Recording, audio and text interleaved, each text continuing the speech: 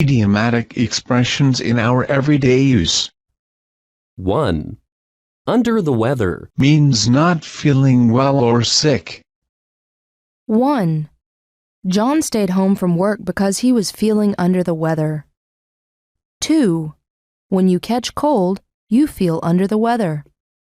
2. Hang up. Means to place clothes on the hook or hanger.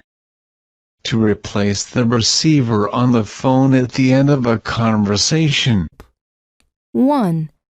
Would you like me to hang up your coat for you in the closet? 2. The operator told me to hang the phone up and call the number again. 3.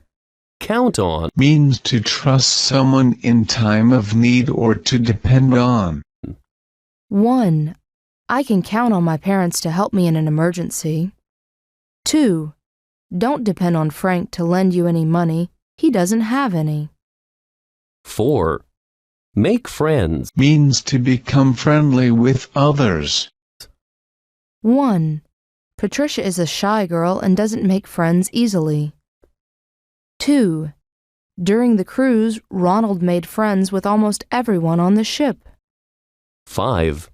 Out of order. Means not in working condition. 1. The elevator was out of order, so we had to walk to the 10th floor of the building. 2. We couldn't use the soft drink machine because it was out of order. 6. Get to. Means to be able to do something special. To arrive at a place, such as home, work, etc. For the second definition, do not use the preposition to, with the words home or there. 1. The children got to stay up late and watch a good movie for the family. 2. I missed the bus and couldn't get to the office until 10 o'clock. 3. When are you planning to get home tonight? 7. Few and far between. Means not frequent, unusual, rare. 1. The times that our children get to stay up late are few and far between. 2. Airplane travel is very safe because accidents are few and far between. 8. Look over. Means to examine, to inspect closely or to go over, to read over, to check over. Go over is different from the other forms because it is not separable. 1. I want to look my homework over again before I give it to the teacher. 2. The politician went over his speech before the important presentation. 3.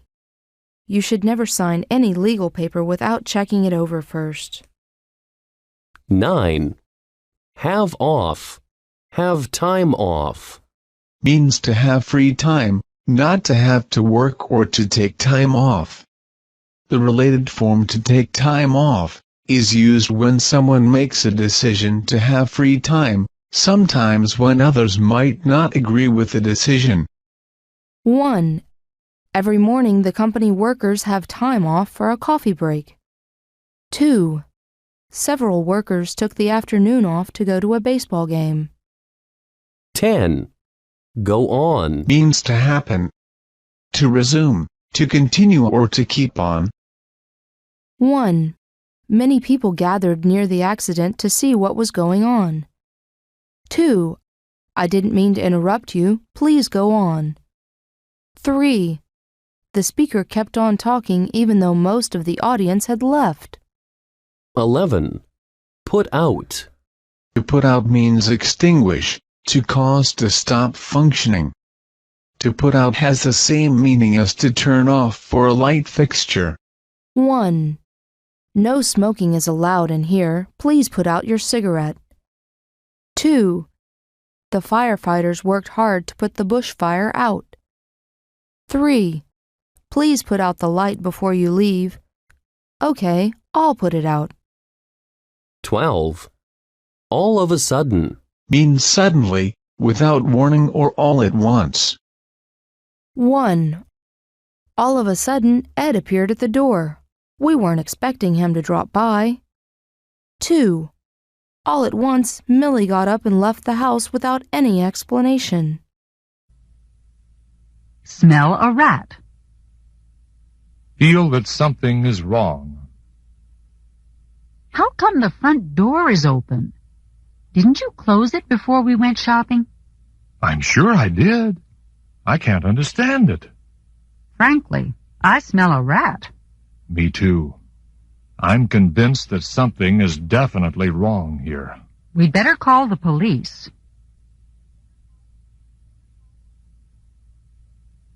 Go to the dogs. Become run down. Have you seen their house lately? It's really gone to the dogs. It's true that it has become run down and in serious need of repair, but I'm sure that it can be fixed up to look like new. I guess with a little carpentry work and some paint, it could look pretty decent. Fishy. Strange and suspicious. When the security guard saw a light in the store after closing hours, it seemed to him that there was something fishy going on. He called the central office and explained to his superior that he thought something strange and suspicious was occurring. Take the bull by the horns. Take decisive action in a difficult situation. Julie had always felt that she was missing out on a lot of fun because of her clumsiness on the dance floor. She had been putting off taking lessons, but she finally took the bull by the horns and went to a professional dance studio for help. She was tired of feeling left out and acted decisively to correct the situation.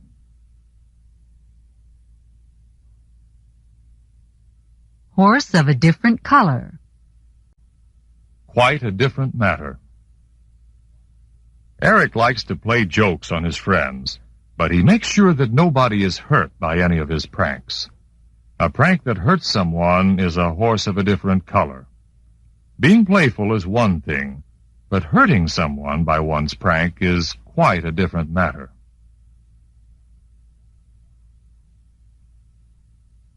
Let the cat out of the bag. Inform beforehand. Bob was going to retire from teaching in June, and the foreign language department was planning on presenting him with some luggage at his retirement dinner. He wasn't supposed to know about it, but someone let the cat out of the bag. At the dinner, Bob acted surprised, even though someone had told him what he was getting before the official presentation. For the birds. Uninteresting and meaningless. They went to a poetry reading, but they got bored and restless. As far as they were concerned, it was for the birds. They left during an intermission because they found the reading totally uninteresting and meaningless.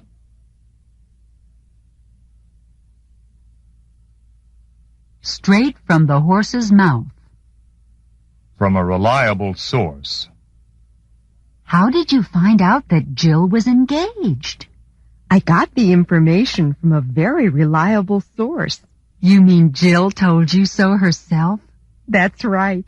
I got it straight from the horse's mouth.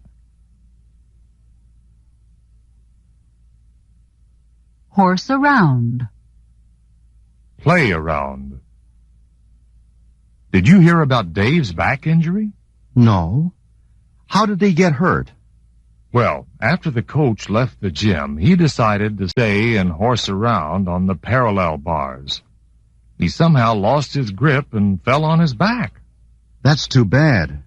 But he shouldn't have been aimlessly playing around on the equipment without proper supervision.